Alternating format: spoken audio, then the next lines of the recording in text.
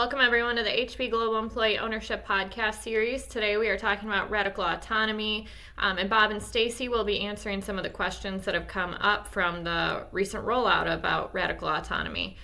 So today we have with us CEO of HP Global, Bob Whalen, and Senior Vice President of People and Culture, Stacy Baum.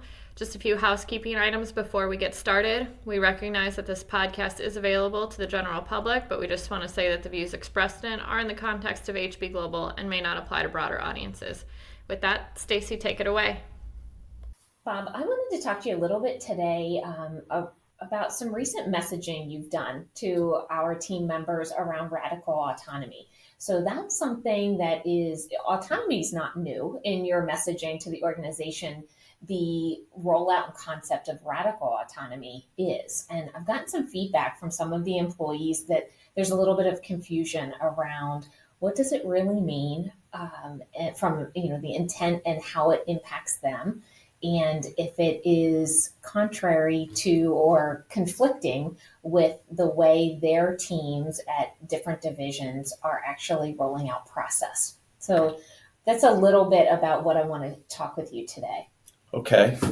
There's a lot built into Yes. that. So let me just start with a few things. First of all, let me just talk about, I know our mission as a business is twofold. It's to create value and a great place to work. Mm-hmm. And I think for most people, and the data proves this out, that autonomy is a really important part of you having satisfaction in your job. You want to control your day and what you do to the extent possible. So that's really where it started. And then I want to give credit where credit is due. I've been pushed by multiple people on the executive staff, but in particular, Tom, when he was the CFO, and Sal, is that, Bob, autonomy's great, Mm-hmm. but people have to execute, and that's where we tied this concept together into not only giving the autonomy, but clearly articulating that when autonomy is granted on something, or you take autonomy, that you are expected to execute on that as well. And so that was really why we started to put a framework around this, was really to combine some things that were important to me and also recognize there was aspects that were left out and were being, used in certain situations that did not, fully articulate what's expected of each employee. And so that's how we got to this idea of radical autonomy. And I think it's really important that we combine both of those. We want to move decision-making into the organization to the furthest extent we can. So as close to the customer as we possibly can on decisions about how things are done and what is done. But at the same time, recognizing that it's very important that we execute on, whatever we're setting out to do. And so that's how it got started. That was the, what was built around it. And so that's what we're articulating, as we talk about radical autonomy. I think it also ties back to our mission of empowering our employees. So yeah, there are different needs. It definitely ties into empowering our employees, and it also ties into our growth core value of, giving employees opportunities to grow, so take on new things, do that. Yeah. But also the aspect of the growth core value that's about the organization and growing the organization.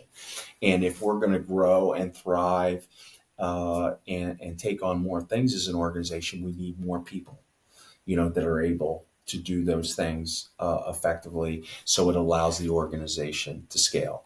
And like the example I would use, for that is, at one point I was a division president. Well, as we had multiple divisions, all of a sudden it was required, that somebody was responsible for those multiple divisions. And we needed division presidents at each one of those locations, hopefully better than the one before. And I can guarantee you they are, But that's part of what we're trying to do through autonomy, is to scale the organization, have more people to be able to do it. Because a problem with big organizations is around there being bottlenecks that are created because people want to control. Even if you are the very best decision maker at whatever you're holding, close to the best, there's only so much time in the day. Right. And, even if I was the best decision maker as a division president, there is no way with 10 divisions, that I could make those very best decisions and have time to do what would have to be done to make those. You need that to be through the organization. And I can guarantee you I'm not that person. But if I were, you still wouldn't have the time in the day to do it. And that's, why I think autonomy is really important.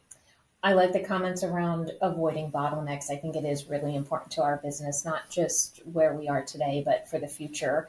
And even around sharing that knowledge that you have to help grow our workforce. So grow the skill set. There's always new employees entering the organization, sharing that, giving them some clear direction and flexibility where you can.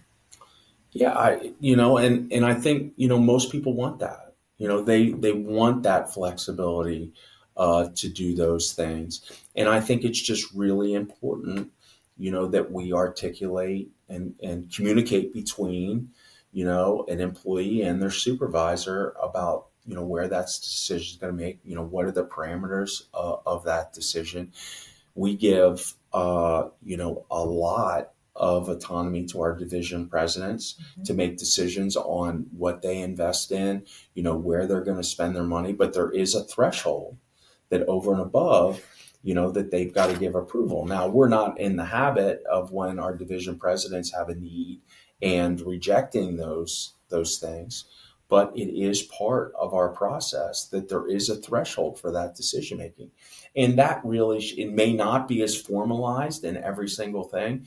One of the things, that we talked about is, what if you have a collision on a job site, of the plan of where the ductwork's supposed to go and, a beam.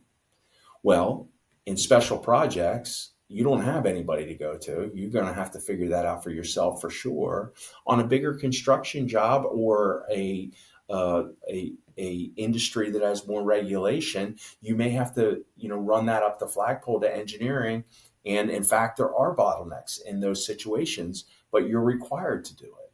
And so they can be different in different situations, but it works best if we have good communication.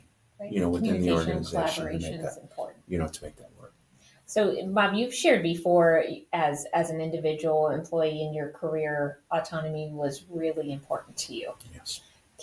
And you just shared today also the importance of execution. Yeah. I think both of those go hand in hand. So I really like joining them together in today's discussion.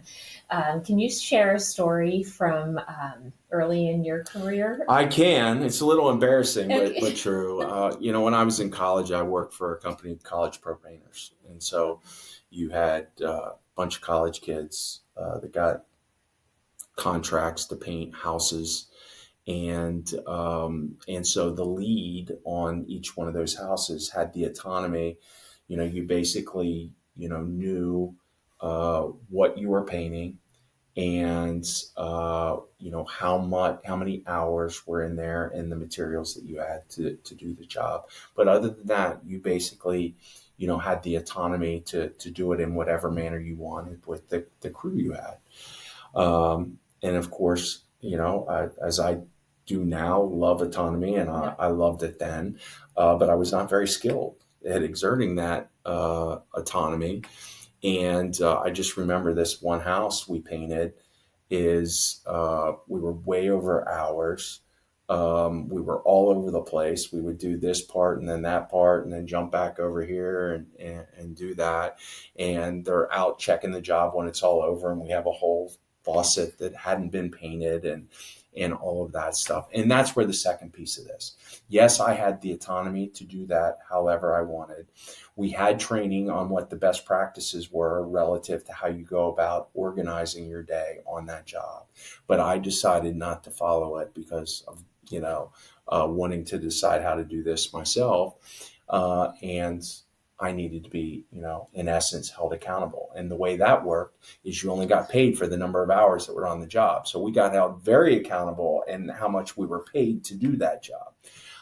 But I think it's a great example of, it's not just having the autonomy to make the decisions important, but you're also held accountable to execute on it. And in that case, we did not execute well, which meant it came out of our paycheck in essence, or reduced our paycheck, but also the quality was poor. And so, the company got a bad name for the job we did, and left a bad taste in the mouth of the customer, which didn't work. And so that's a lesson, that I've taken that's, really ties both sides of this together. But again, fast forward 30 years, it took, feedback from other leaders of ours that saw that, yes, we were giving autonomy, but not holding people accountable for the execution of that, really to tie those two things together and say, hey, this is part of the same thing, and we need to do that.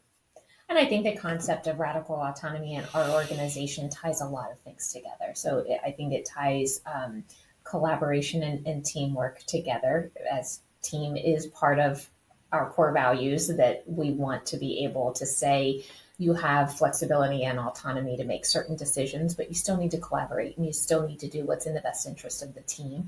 I think it also ties together the growth opportunities in our organization and provides good language for employees to go forward. I have nothing further to add to that. Okay. I agree. So I like the conversation today, just in your openness to hear feedback from our employee population of, hey, I'm not quite sure I understood this message. Yeah, I think this was an important conversation today because I think it was feedback that came right out of, one of the divisions, one of the EOS conversations. And that was my first thought relative to it, is how great this is that we got some feedback, we got some questions about it. How does it, where it, questioning whether it works in this situation and, is it taking away from our team core value and all of those things.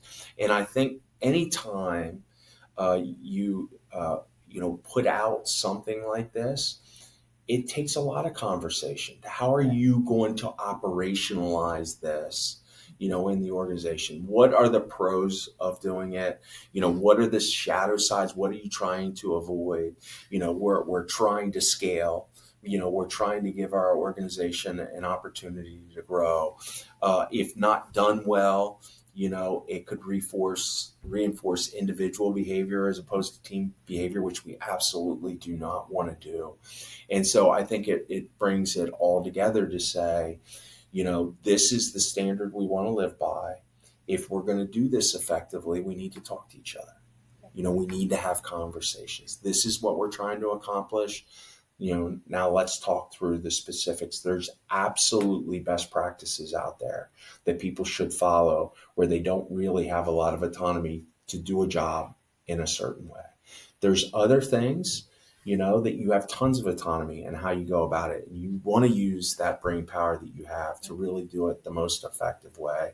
And then there's also times where we have a best practice and somebody really believes we could improve that best practice. Well, you got to try it.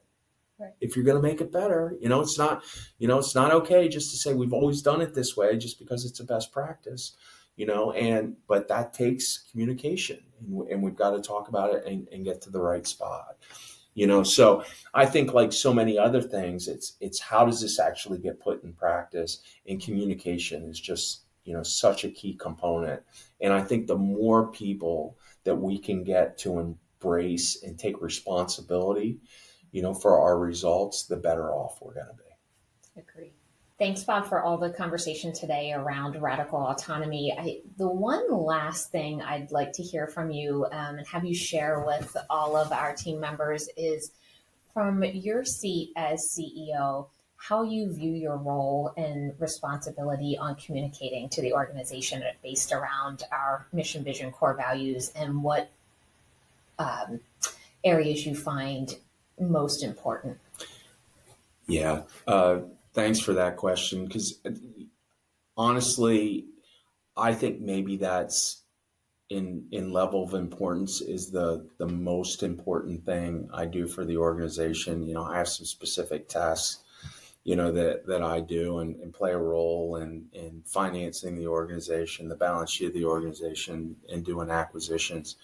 But I think the most important role that I play is communicating, what our mission, vision, and core value is. And the great thing about being a CEO is that you can align those things with how your personal mission, vision, and core values. And that's what I try to do. I think the value of the communications that we're trying to do is it gives me an opportunity to touch a lot of our employees, very quickly, very efficiently. And this is one mechanism that we do it. We do it through podcasts. We do it through written communication. We do it through the annual meetings we do. We do it through the site visits when we're out there. You and I just did 3 site visits, this week. And just like every other, big meeting, we communicate what our mission, vision, and core values are. But the nice thing about the podcast and the written materials is we can touch a high percentage of our people. Hopefully a lot are listening and a lot are reading the communication we put out. And we can direct the messages that we really think are important, for the organization to hear. And I think this is an incredibly important message for the organization to hear, because we're trying to be very specific about the mission, vision, and core values that we want to achieve and what we're trying to be. And we're in this phase now where all of a sudden it's not very easy to get that message out to 2,000 employees. This is a new challenge for me. It's not like I, was 10 years old and I was practicing to, get this, these messages out to our workforce. And so we're trying multiple different, methods to communicate it. And the great thing that I see in our organization is there is a high level of alignment. Not perfect. In fact, I would encourage our divisions to have their, own little unique things about their culture that's not the same as everybody else. As we talked earlier this week, I encouraged the division to keep, that part, of them that's unique to them.